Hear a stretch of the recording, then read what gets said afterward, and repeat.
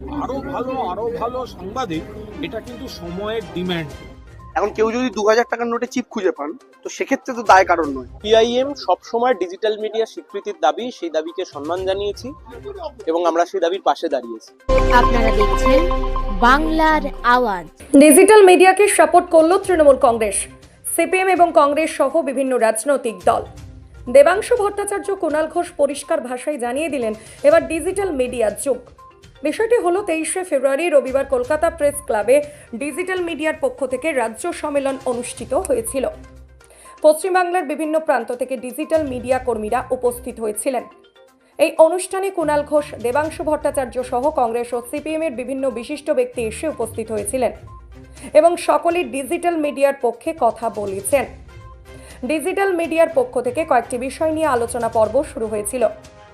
তার মধ্যে প্রথম ছিল ডিজিটাল মিডিয়াকে সরকারি স্বীকৃতি দেওয়া হোক, কেননা একমাত্র ডিজিটাল মিডিয়ায় গ্রাউন্ড লেভেলে কাজ করে থাকে, সেই কারণে ডিজিটাল মিডিয়ার উপর আক্রমণ হয়ে থাকে, তাই সিকিউরিটির প্রয়োজনে আছে।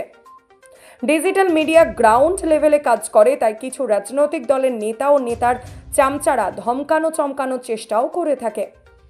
সেই কারণে অনেক ডিজিটাল মিডিয়া ভয়ে অনেক নিউজ করতে পারে না। যদি সরকারি স্বীকৃতি পায় তাহলে ডিজিটাল মিডিয়া অনেক সত্য তথ্য সাধারণ মানুষের সামনে তুলে ধরতে পারবে, অর্থাৎ নিরপেক্ষ দৃষ্টিভঙ্গিতে ডিজিটাল মিডিয়া কাজ করার সাহস পাবে। ডিজিটাল মিডিয়ার পক্ষ থেকে কলকাতার প্রেস ক্লাবের রাজ্য সম্মেলনের পর দেবাংশু ভট্টাচার্য, কুণাল ঘোষ কি বললেন শুনুন। ঘাটাল থেকে নকিবুল ইসলামের রিপোর্ট। আপনারা দেখছেন বাংলার আওয়াজ। দেখুন, স্বীকৃতিটা তো সরকারের ব্যাপার এবং এখানে সরকারের চেয়েও বড় রোল হচ্ছে প্রেস ক্লাব, সেই যে সংগঠন, সাংবাদিকদের তারা কিভাবে কি করবে সেই প্রসেস। এই ব্যাপারে আমি খুব একটা অভিজ্ঞ নই, বলতে পারবো না। তুমি এইটুকু বলতে পারি যে কোঅর্ডিনেশনটা আমরা চেষ্টা করবো যেন স্মুথ হয়। সরকারের সাথে আপনাদের কোঅর্ডিনেশন হোক, দল হিসেবে আমাদের সাথে আপনাদের কোঅর্ডিনেশন হোক। সরকারের ব্যাপারটা আমি বলতে পারি না, আমি দলের লোক, কিন্তু আমি দলের তরফ থেকে সরকারের কাছে এই বার্তাটা অন্তত পৌঁছে দিতে পারি যে সরকারের সাথে আপনাদের কোঅর্ডিনেশনটা যেন ভালো হয়, সমস্ত রকম প্রোগ্রামের ব্যাপারে আপনার যেন ইনফরমেশন, সেটা ব্রডকাস্ট করার সুযোগ ইত্যাদিগুলো অন্তত পান, বা সেই প্লেসে থাকার জায়গাগুলো পান, এইটুকু বলা যেতে পারে। বাদ বাকি কোঅর্ডিনেশন তো আমাদের দলের সাথে আপনাদের যথেষ্ট, সব রাজনৈতিক দলের সাথেই আছে। আমরা আমাদের মতো করে যথেষ্ট রাখার চেষ্টা করি। সেই দেখুন, আমি একটা কথা বলি, যাদের সরকারি স্বীকৃতি আছে তাদের বিরুদ্ধেই কোথাও কেস হচ্ছে না ভারত জুড়ে?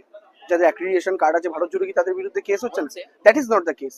আমরা আপনাদের ডিজিটাল যারা এখানে রয়েছেন তাদের সঙ্গে একটা কমিউনিকেশনের মাধ্যমে যদি একটা ফর্মুলা তৈরি করা যায়, সেই ফর্মুলাটা আমরা বিবেচনার জন্য সরকারকে দৃষ্টি আকর্ষণ করতে পারি।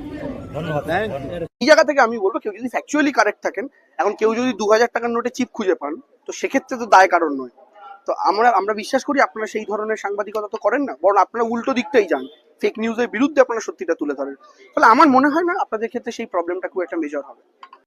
আপনার সাংবাদিকতা করতে গিয়ে যদি বিপদে পড়েন, সেক্ষেত্রে আপনাদের বন্ধুদের বাঁচানোর দায় আপনাদের হবে।